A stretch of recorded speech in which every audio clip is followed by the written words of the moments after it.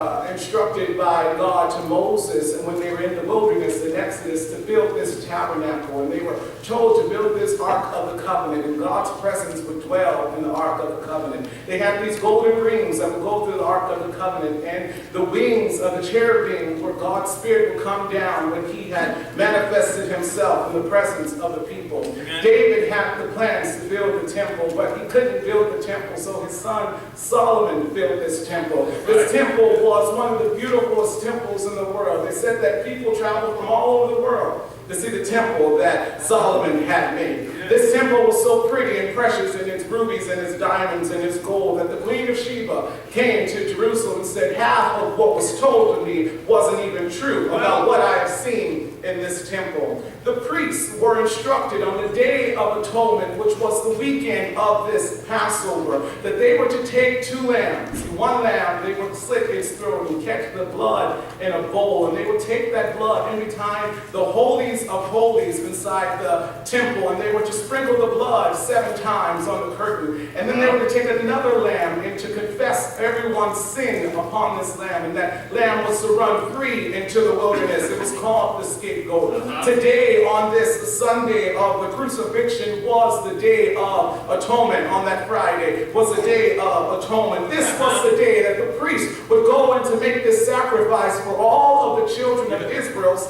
sins. And so Jesus, being who he was the perfect Lamb of God. Yes. He was the offerer and he was the offering. And so when this curtain in the temple was rent from top to bottom, God was saying that there is no longer a need for priests to go behind the holies of holies. There's no longer a need to kill lambs and to catch that blood and to sprinkle it on this curtain. There's no longer a need for the people to come and to bring 2 turtle doves or whatever sacrifices they could afford to get my forgiveness. Now what's taking place on this cross is that there's forgiveness for all of the world's sins.